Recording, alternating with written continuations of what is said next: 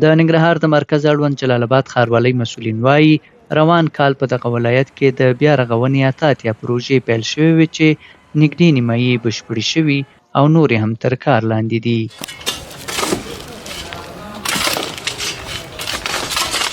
مسؤلین وایي په دغو پروژو کې 40 پروژې د ښاروالۍ د داخلي عوایدو پر مټ او پاتې نورې د همکارو مؤسسو په لګښت پلي کېږي.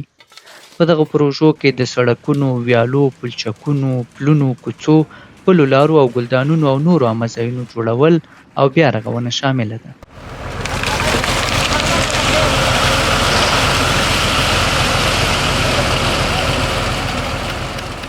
بلخوا د جلال آباد ښاریان که څه هم د دغو پروژو له پیل او د ځینو هغو له بشپړېدو خوښ دي، خو غوښتنه یې دا ده چې ښاروالۍ دې د ښار ټولو ناحیو ته یو شان خدمات وړاندې کړي او د کارونو کیفیت ته دې هم پاملرنه وکړي. د جلال آباد ښاروالۍ ویان حامد محمودي په ژواک اژانس ته ویل چې روان کال په جلال آباد ښار کې د ښاروالۍ د داخلي عوایدو او همکارو مؤسسو په مالي لګښت باندې د اتیا پروژو کارونه پیل شوي دي.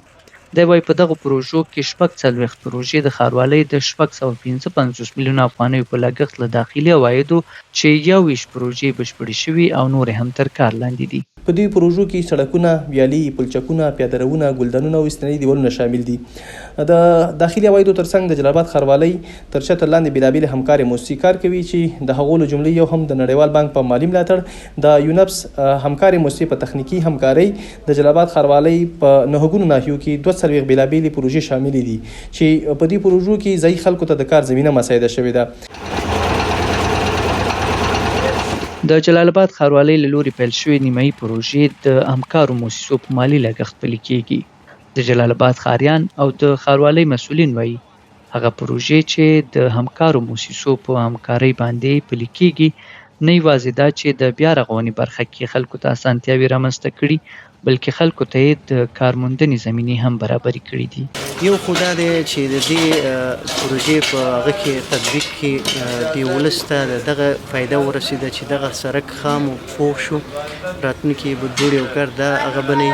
دویمه غټه فایده یې دا ده الحمدلله چې د دې پروژې سره تقریبا 4.5 زره کارکوونکو ته د کار زمینه برابره شوه. د ښار په کچه باندې نه، صرف د دغې پروژې دغه پروژه 3 میاشتې هغه لري، وخت لري. په 3 میاشتو کې 4.5 زره کارکوونکي به دې کې کار کوي، خو په متواتر شکل سره دوی 29 ورځې یا 28 ورځې یو هغه نیسي، یو ګروپ نیسي، بیا هغه 29 ورځې لري کوي، بیا بل ګروپ نیسي، متواتر شکل باندې.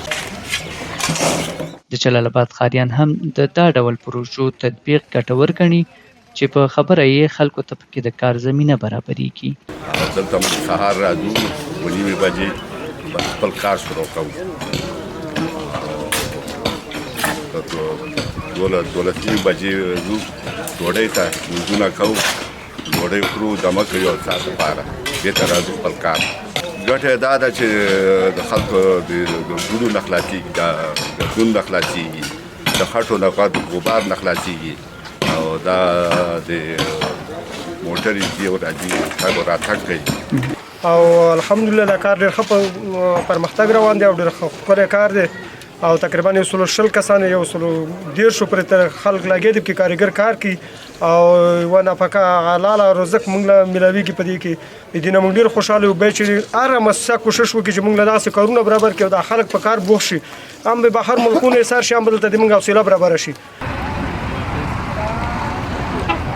د جلال آباد ښار یو شمېر اوسېدونکي بیا له ښاروالۍ غواړي چې د دغو پروژو کیفیت ته د ځانګړې پاملرنه وکړي او پر دې سربیره دې د ښار ټولو ناحیو کې یو شان د بیا رغونې پروژې پلي کړي. نو باید موږ خو یو خواهش دا ده چې نیمکره سړکونه باید سره هغه شي.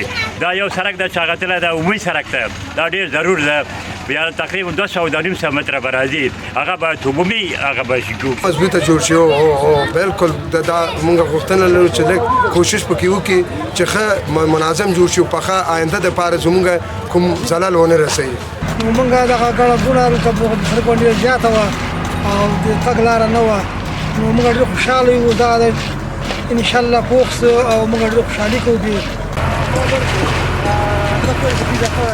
د جلال آباد ښاروالۍ د ساختماني برخې مسؤلین بیا وایي چې دوی له هرې پروژې څخه په کلکه نظارت کوي او ټول مواد د قرارداد مطابق کتل کیږي.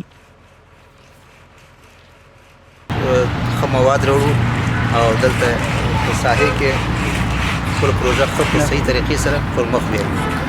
نو دغه د وایبریټر هم وخت په وخت سره چې ما کوم ضرورت وخت وایبریټر هم کار اخلو، قالبین چې کوو قالبونه وړو او کانکریټ په ښه طریقې سره میکسوو پې باندې او په ساحې کې اچوو. لکه څنګه چې ساحې نه معلومیږي انشاءالله کار زموږ ښه د مخزي او د نقشې او د لیکو مطابق. پروژه ډېره ښه ډول روانه ده او هر وخت د ناحیه ملت د انجنیري شعبې لخوا نه دې نظارت ترسره کیږي او عام کوم مشکل پکې نشته. انشاءالله کوم بعض مشکلات په وخت زمان سره واغه په موقع او په ورځو کې حل شوي دي. د جلال آباد ښاروالۍ مسؤلین وایي هڅه کوي چې د خپلو داخلي عوایدو او همکارو موسسو په همکارۍ په ښار کې بېلابېلې د بیا رغونې پروژې پلي کړي او د ښار فرعي سړکونه او کوڅې او نور عامه ځایونه د ښاري اصولو مطابق جوړ کړي.